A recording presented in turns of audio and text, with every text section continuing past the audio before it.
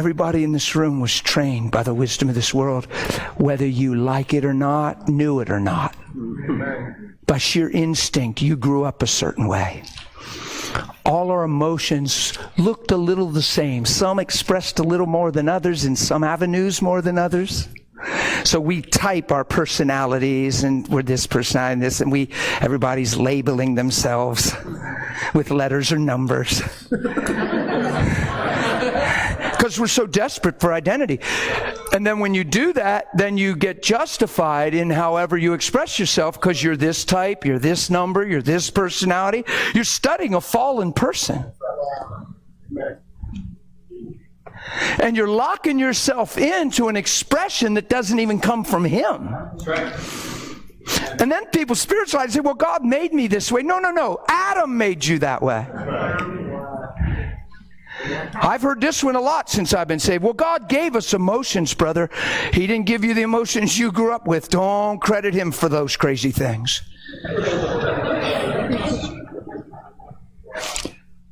Come on. You know God didn't give you the emotions you grew up with. They haven't produced the righteousness of God. Those emotions have made you all over the map. So when you look at what they're producing, you can see the fingerprints on them. It just comes natural. It's the fall of man. Somebody does you wrong, you're ticked off, angry, insecure, hurt, taken back, whatever. You're telling me that that's God? God made you in His image and that's God? If that's God, He's a basket case. We've done broke His heart 1,000 times over. Nobody can fix Him. He's Humpty Dumpty. He has fallen off the wall, man.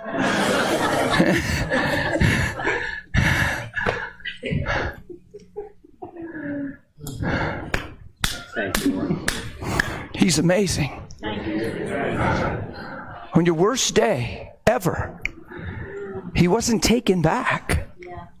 He wasn't sitting there shocked and going, oh, and after all I did for them, and now they're going to, I don't even know how I could trust them from this day forward. Well, they just proved to me they don't love me. They just want my hand. They sure don't want my face. And then He start treating you different.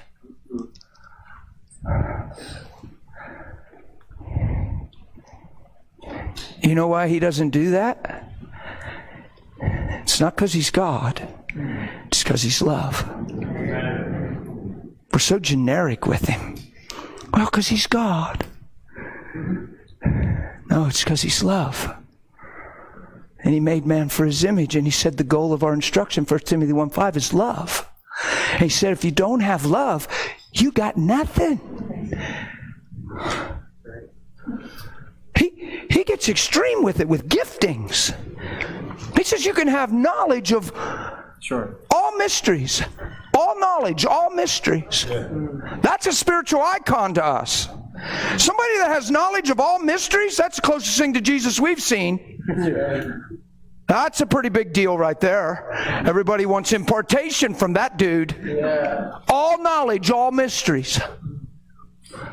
Faith to move every mountain that ever stood in front, just move aside. Faith, bam, move, bam, move. Come on, we're like, lay hands right there, buddy. Oh! He does it on purpose. He's extreme with his description. He didn't say some knowledge and some mountains. He said you can have all knowledge of all mysteries. You can have faith to move every mountain. What he's saying is, you can have what looks like the ability of God and the power of God, but if you don't have the heart of God, you've got absolutely nothing. I don't think my goal is to prophesy. My goal is to become like Him. And as I become like Him, prophecy will be clear and sharp and productive. And I won't be self-conscious and self-centered, engaged in my spiritual awareness on how God's using me, but instead who He is in me. Very important. Very important, especially when all of us were born into no identity. You understand all this, right? When man was born, he was born outside of what he's here for, so that means he's lost. So nobody in this room growing up has any clue who they really are. It's not until the light of the world comes. It's not until truth springs out of the earth. Man, don't be tricked into anything else. He's the Lord. Here's what impresses me so much. But if I didn't have the revelations I had back in the beginning, this is what grabs me. This stuff grabbed me 23 years ago. I'm thinking, you came. I'm that childlike sitting on my bed. You came. I believe you came. In my heart, I believe you came. And through the womb of a woman, you came as a man. That's a big deal. I think we've been lulled to sleep on some of this stuff. It's just an Easter story. Christmas. No. God became a man to redeem man back into what he intended from the beginning. He is so impressed with that vision, not with man apart from him, but him in man. That he would come and single-handedly take care of sin and get it out of the way and let it come on him and become who he is on that cross. He became sin. He must really want me righteous and holy and blameless and pure in his sight. He must really want me forgiven and empowered.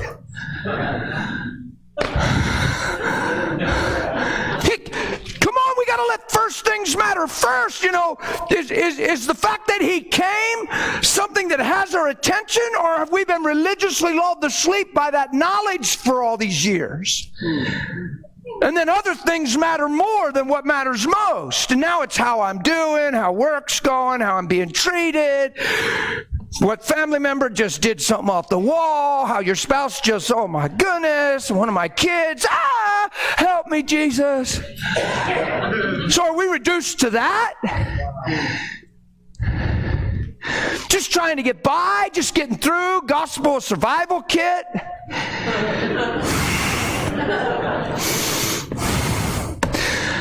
Man, don't confuse this intimate love as if you have some special access to God so he can make everything work for you. You have this special access to God because he never stopped seeing you for what you're here for and what he created you to be, and you got to grow up into that in all things. Christ in you, the hope of glory. It's the only hope of glory is the Christ in you. It's not your well-being. It's not your circumstances. It's not you getting a promotion. The Christ in you is the hope of glory. How well you love, how well you walk like him, how well you follow him. That's why he came. I think about this stuff, guys. Here I am saved for 23 years. You know, some of us think, man, can you preach something deeper? This is deep.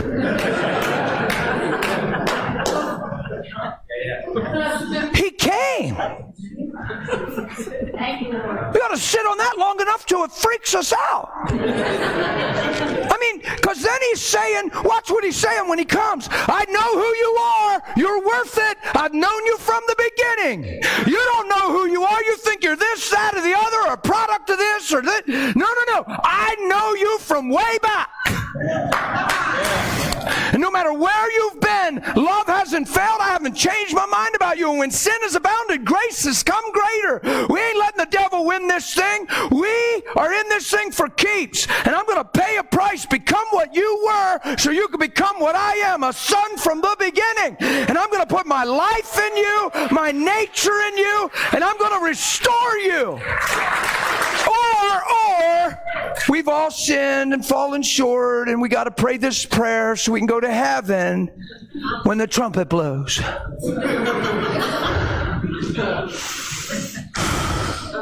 Isn't that amazing how that's the thrust? That we actually use, are you going to heaven? You going to hell? And then people that have no revelation of his goodness and love, they're stumbled by the hell side of it. Well, why are we loving God? Throw people in hell? Now we got this long gnosis, this human knowledge debate. When Well, if God knew Adam was going to eat the tree, why did he put the tree there in the first place? So God's the one responsible for all this chaos. I mean, he's the one. The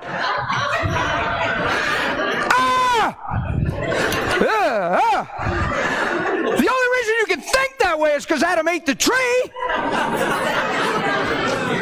And you actually think you're right. That's a sure sign of the fall. All these intellectual debates, instead of just revealing the heart and motive of God. See, when you make it about heaven and hell, you actually miss the point. And you allow men to embrace something through faith, they say, claiming what they believe, but staying the same. And then we're just positionally changed. Seated in heavenly places with Christ Jesus, but I'm still on this hellhole called the earth, and we got to endure through the suffer, brother, but one day he's coming.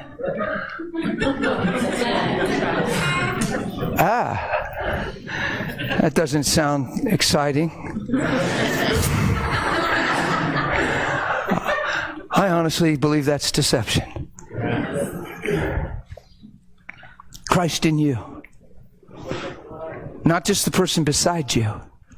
Christ in you. Not just the person that seems hungrier than you.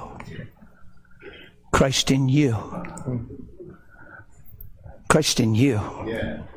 Who do men say that I am? Well, some say, and others say, and you know some say, who do you say I am? See, you'll never rise above what you say.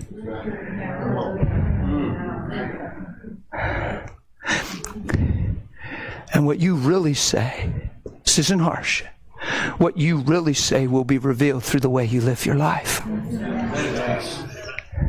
The just shall live by faith, and you'll know them by their works. So the way you live your life reveals what you really believe. So if you really believe God came to transform you into His image, even if you're struggling with love, you're pursuing growing towards it.